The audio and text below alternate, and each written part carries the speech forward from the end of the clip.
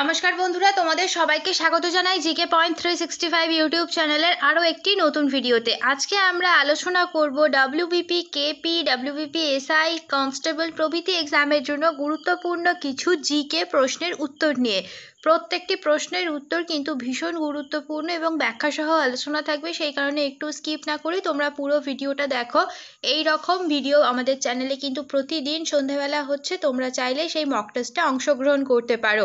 প্রত্যেকটি মক টেস্টই কিন্তু তোমাদের জন্য ভীষণ গুরুত্বপূর্ণ, সেই জন্য একটু স্কিপ না করে আজকের ভিডিওটা দেখো। আর যদি ভিডিওটা ভালো লাগে তাহলে অবশ্যই একটা লাইক করো, সাথে তোমার বন্ধুদের সাথে শেয়ার করো, আমাদের কমেন্টে জানাও ভিডিও তোমাদের কেমন লাগলো। আর যদি ভিডিও ভালো লেগে থাকে তাহলে অবশ্যই আমাদের চ্যানেলটা সাবস্ক্রাইব করে পাশে থাকা বেল বাটনটা ক্লিক করে দাও ফর অল নোটিফিকেশন। তাহলে চলো আজকের ভিডিওটা শুরু করা যাক। প্রথম প্রশ্ন, কোন সংস্থার ম্যানেজিং ডিরেক্টর পদে পুনরায় নিযুক্ত হলেন ক্রিস্টালিনা জর্জিভা?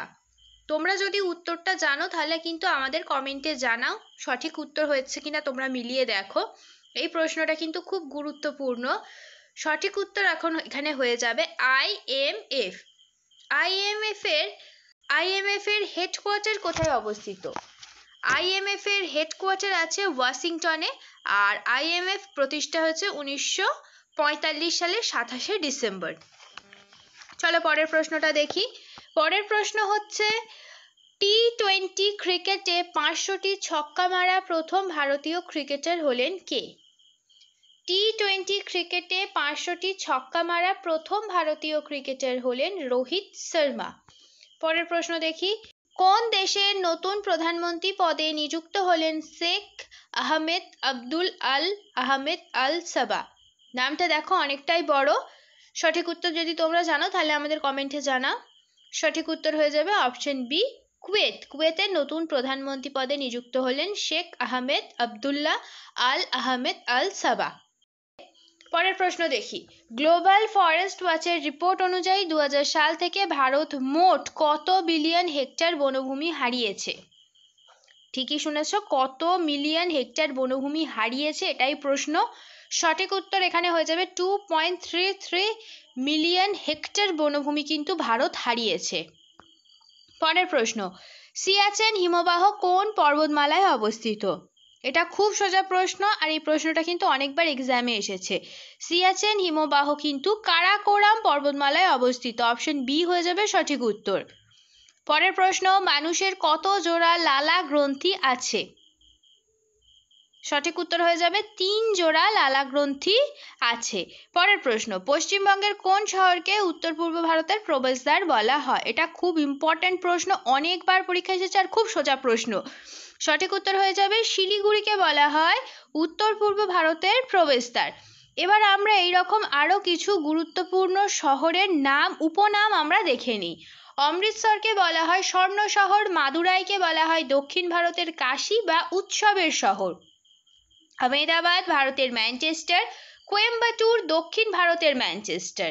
তাহলে আহমেদাবাদ শুধু ভারতের ম্যানচেস্টার, আর কোয়েম্বাটুর দক্ষিণ ভারতের ম্যানচেস্টার, কানপুর উত্তর ভারতের ম্যানচেস্টার। এই জন্য এগুলো ভালো করে তোমরা নোট ডাউন করে নাও। শিলিগুড়ি উত্তর পূর্ব ভারতের প্রবেশদ্বার, ক্যানিং সুন্দরবনের প্রবেশদ্বার। এরপরে আসছে দার্জিলিং পাহাড়ের রানী, মুসৌরি পর্বতের রানী, পুনে দাক্ষিণাত্যের রানী, কোচি আরব সাগরের রানী, কলকাতা প্রাসাদ নগরী বা সিটি অফ জয়। চলো পরের প্রশ্ন দেখি, মোগল আমলে বাঞ্জারা কাদের বলা হতো? বাঞ্জারা বলা হতো ভ্রাম্যমাণ ব্যবসায়ীদের বাঞ্জারা বলা হতো। পরের প্রশ্ন দেখি, আমিনি কমিশন কে গঠন করে? সঠিক উত্তর হয়ে যাবে অপশন এ, ওয়ারেন হেস্টিংস। পরবর্তী প্রশ্ন, বিশ্ব বাণিজ্য সংস্থা ডাব্লিউটিওর পূর্ব নাম কি ছিল?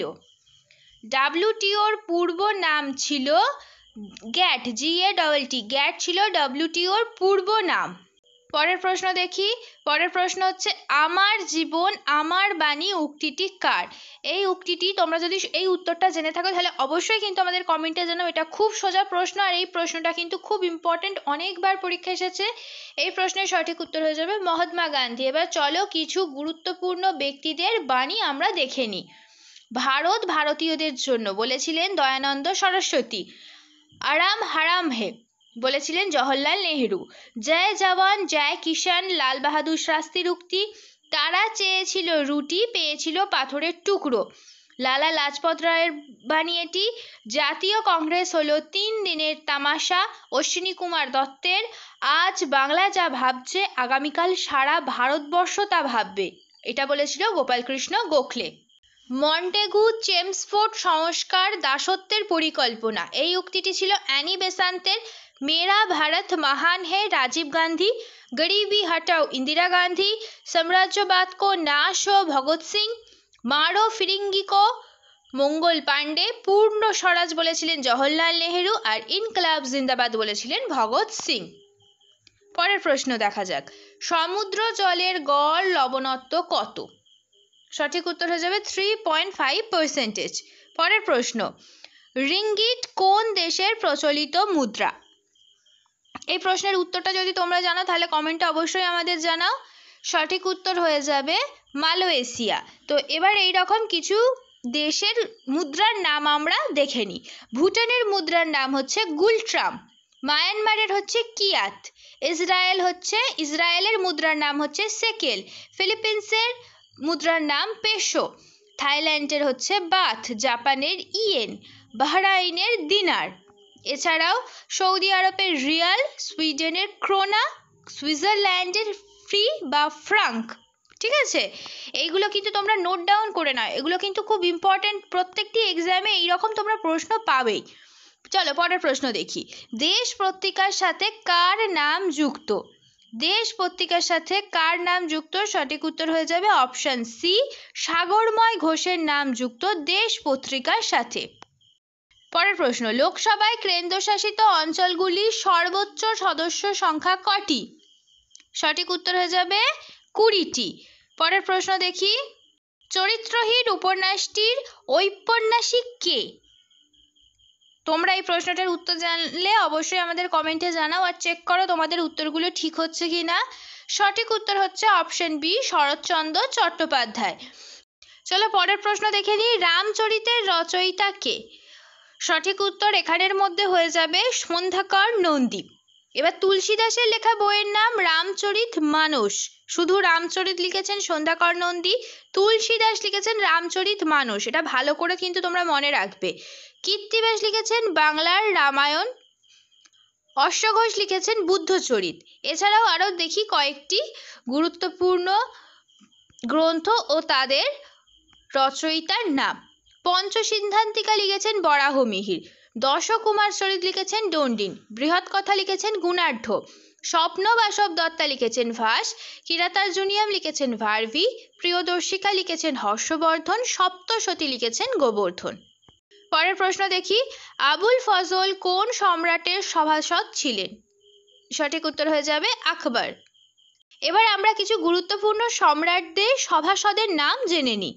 সমুদ্রগুপ্তের সময় হরিসেন, দ্বিতীয় চন্দ্রগুপ্ত বা বিক্রমাদিত্যের সময় কালিদাস, দ্বিতীয় পুলকেশীর আমলে ছিলেন রবিকীর্তি, হর্ষবর্ধনের আমলে বাণভট্ট, কনিষ্কের আমলে নাগার্জুন আর অশোক ঘোষ, আকবরের আমলে আবুল ফজল, আলাউদ্দিন খলজির আমলে আমির খসরু, মোহাম্মদ গজনির সময় ছিলেন আল বিরুনি। শেষ হলো আজকের ভিডিও। আজকের পর্বে আমরা আলোচনা করলাম কিছু গুরুত্বপূর্ণ জিকে প্রশ্নের উত্তর নিয়ে। প্রতিদিন কিন্তু সন্ধ্যাবেলায় আমাদের চ্যানেলে মক টেস্ট হচ্ছে, তোমরা সেই মক টেস্টে অংশগ্রহণ করো। WBP কেপি এক্সামের জন্য এই মক টেস্টগুলো কিন্তু খুব গুরুত্বপূর্ণ। প্রত্যেকটি জিকে প্রশ্ন উত্তর কিন্তু তোমাদের পরীক্ষায় আসার চান্স রয়েছে, সেই জন্য একটু স্কিপ না করে তোমরা পুরো ভিডিওটা দেখো। ভিডিওটা যদি ভালো লাগে তাহলে অবশ্যই একটা লাইক করো, সাথে তোমার বন্ধুদের সাথে শেয়ার করো, আর আমাদের ভিডিওটা ভালো লাগলে অবশ্যই আমাদের চ্যানেলটাকে সাবস্ক্রাইব করে পাশে থাকা বেল বাটনটা ক্লিক করে অল করে দাও ফর অল নোটিফিকেশন। তাহলে চলো দেখা হচ্ছে তোমাদের সাথে পরবর্তী ভিডিওতে। ততদিন আমাদের ভিডিও তোমরা দেখতে থাকো, আমাদের আরও ভালোবাসা দিতে থাকো। ধন্যবাদ।